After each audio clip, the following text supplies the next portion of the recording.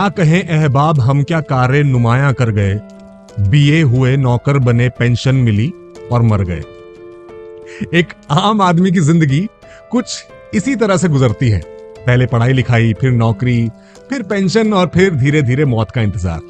लेकिन क्या हो अगर इस प्रोसेस के बीच में कहीं आपको अचानक से एक दिन पता चले कि आप रातों रात करोड़पति या अरबपति होने वाले हैं, तो जाहिर सी बात है कि वो रकम तो छोड़िए, उस रकम के मिलने की खबर भी आपको हिला देगी। आज की हमारी कहानी एक ऐसे मैरिड कपल के बारे में है जिन्हें एक लॉटरी टिकट से एक बहुत बड़ी रकम मिलने की उम्मीद पैदा हो जाती है, और फिर वो उम्मीद उन्हें कहां तक ले जाती है, ये बात देखने और सुनने लायक है। तो चलिए शुरू करते हैं।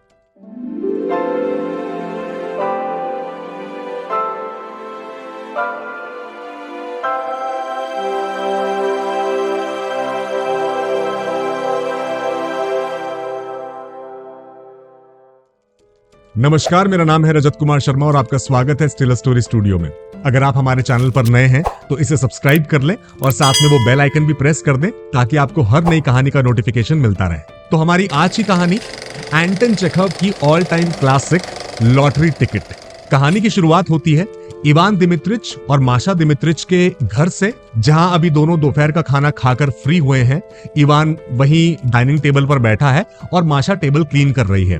और तभी अचानक से माशा को याद आता है कि वो आज का न्यूज़पेपर चेक करना भूल गई है, जिसमें उसे अपना लॉटरी टिकट चेक करना था। तो वो अपने पति इवान से कहती है कि इवान, मैं आज न्यूज़पेपर चेक करना भूल गई हूँ, तो तुम अभी फ्री बैठे हो तो न्यूज़पेपर उठाकर एक बार जरा मेरा लॉटरी का टिकट नंबर देख लो। तो इवान, जो कि लॉटरी में या किसी भी तरह की गेट रिच क्विक स्कीम में विश्वास नहीं करता है, और उससे वो कहता है कि ठीक है मैं देख लूंगा। लेकिन उसे अचानक याद आता है कि माशा का लॉटरी टिकट तो शायद एक्सपायर हो चुका है। तो माशा उसे बताती है कि नहीं, ये एक नया लॉटरी टिकट है और इसका नंबर अब जो आने वाली लॉटरी की लिस्ट है उसके लिए एप्लीकेबल होगा। तो इवान उससे पूछता है कि ठीक है, तुम मुझे बताओ कि लॉटरी का नंबर क्या है। तो वो बताती है कि सीरीज है 9499 और टिकट नंबर है 26। अब माशा इतनी ज्यादा एक्साइटेड रहा करती थी कि उसे लॉटरी की सीरीज और उसका एग्जैक्ट नंबर बिल्कुल जुबानी याद था। ये कहकर वो वापस किचन में चली गई। और अब इवान, जो कि वहीं रूम में बैठा था और करने के लिए कुछ और था नहीं, और न्यूज़पेपर भी उसके बिल्कुल सामने रखा था, उसने न्यूज़पेपर उठाकर देखा और सीधा पहुंच गया लॉटरी वाले पेज पर। और वो पेज खोलते ही जैसे उसकी नजर दूसरी रो पर पड़ी, वहां पर सीरीज नंबर लिखा था 9499।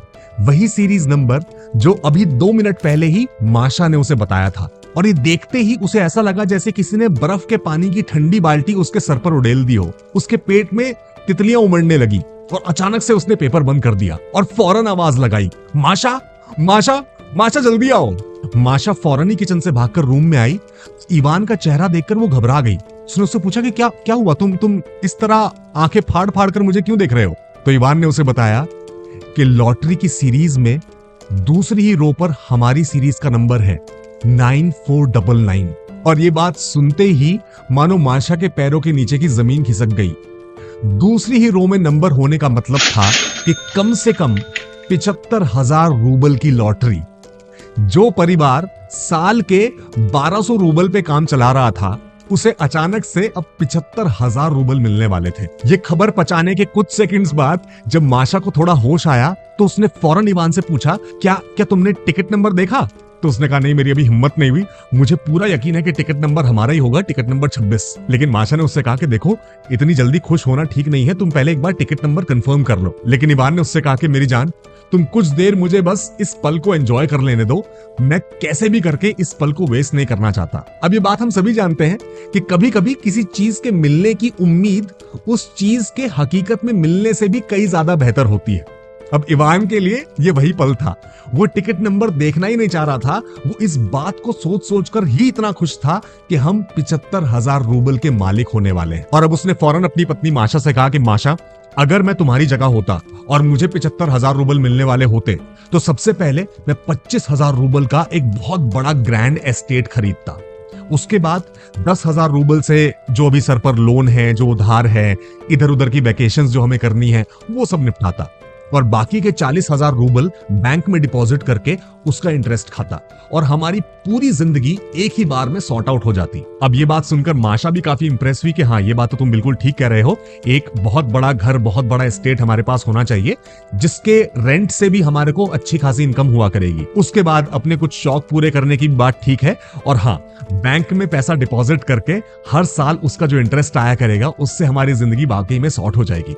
और अब ये बात करते करते ये दोनों मियां बीवी चले गए अपनी अपनी इमेजिनेशंस में। इवान अपनी इमेजिनेशन में चला गया एक समंदर के किनारे, जहां समंदर की रेत पर गर्मियों के दिनों में वो धूप सेक रहा है, सनबेदिंग कर रहा है, और उसके बच्चे वहीं पास में रेत में खेल रहे हैं। वो एक ठंडा ठंडा जूस का गिलास खत्म करता है, उसके बाद वहां से निकलकर अपने गार्डन में जाता है, वहां पर फिशिंग करता है, दूर कहीं तालाब के पास फिशिंग करते हुए मछुआरों को देखता है और बड़े ही आराम से वोडका का ग्लास एंजॉय करता है। और वोडका के उस ग्लास के साथ साथ वो कुछ फ्राइड मशरूम्स और कुछ चटपटे खीरे भी खा रहा है। ये सब इवान के दिमाग में चलने लगा। फिर उसे ख्याल आया कि वेकेशन के लिए वो यहां से बहुत दूर फ्लाइट से जाएगा, और फिर उसे ख्याल आया कि फ्लाइट में उसके साथ उसकी बीवी माशा होगी, और ये सोचकर ही उसका मूड खराब हो गया। उसे लगा नहीं यार, फ्लाइट पर वेकेशन में मेरे साथ कोई बहुत ही खूबसूरत औरत होनी चाहिए, ऐसी औरत जिसे कल की कोई फिक्र ना हो, जो जरा जरा सी बात पर चिकचिक ना करती हो। इस माशा को तो हर बात में चिकचिक करने की आदत है, और ये पूरी वेकेशन में मेरा मूड खराब करके रखेगी, ना खुद पैसे खर्च करेगी ना मुझे पैसे खर्च करने देगी। अब वो सोचने लगा कि ऐसी कौन सी खूबसूरत सी औरत है जिसे वो अपने साथ इस वेकेशन पर ले जाना चाहेगा। और तभी उसे याद आया कि माशा भी शादी के वक्त कितनी खूबसूरत हुआ करती थी।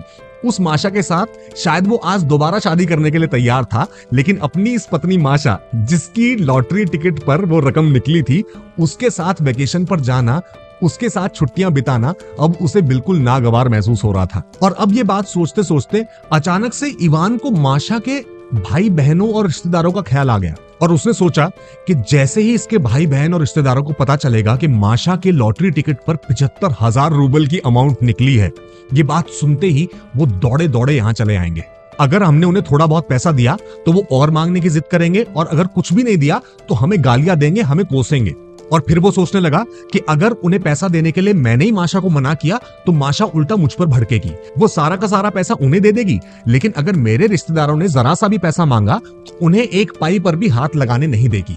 और फिर ये बात सोचते सोचते उसे अपने भाई बहन, अपने रिश्तेदार याद आने लगे, और फिर उन पर भी वो मन ही मन भड़कने लगा कि वो लोग भी किसी काम के नहीं है, वो लोग भी पैसे के लालच के चक्कर में ही हमारे पास आएंगे, और अगर मैंने उन्हें पैसे के लिए मना किया वो लोग भी मुझे कोसेंगे। अब मन ही मन ये सब बातें सोचते सोचते इवान का गुस्सा बढ़ता जा रहा था। उसे लग रहा था कि पैसा मिलते ही माशा बदल जाएगी, उसका रवैया बदल जाएगा और मुझे उसका नौकर बनना पड़ जाएगा।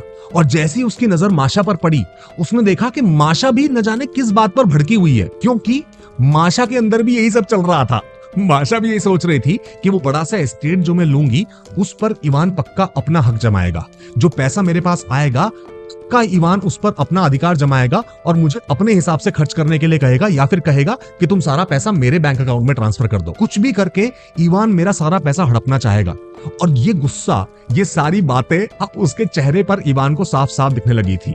माशा को भी इवान के चेहरे पर वो गुस्सा, वो सारे डर दिखने लगे थे, और अब एक दूसरे को वो दोनों ऐसे देखने लगे थे जैसे एक दूसरे के पति पत्नी नहीं, एक दूसरे के दुश्मन हो। और तभी एकदम अचानक से इवान ने अपने ख्यालों से बाहर निकलते हुए कहा, रुको, मैं जरा पहले टिकट का नंबर देख लेता हूँ।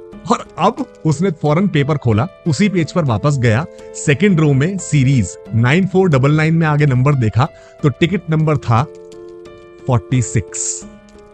जी हाँ, टिकट नंबर 46 की 75,000 रूबल की लॉटरी निकली थी, और माशा का टिकट नंबर था 26।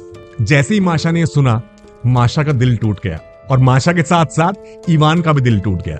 और तभी उसी पल में उन दोनों ने फिर एक बार एक दूसरे की तरफ देखा, और शायद ये बात उनकी समझ में आ गई कि अभी इस वक्त ये पैसा आने के ख्याल से भी उनके अंदर, उनके जहन में जो इतनी सारी खुराफात पैदा हुई थी, अगर वाकई में पैसा उन्हें मिल जाता तो न जाने उनकी जिंदगी में क्या होता। उस न्यूज़पेपर को उसी टेबल पर वापस रखकर इवान अपनी इवनिंग वॉक पर निकल गया, और माशा उसके जाने के बाद धीरे धीरे घर की साफ सफाई करती रही।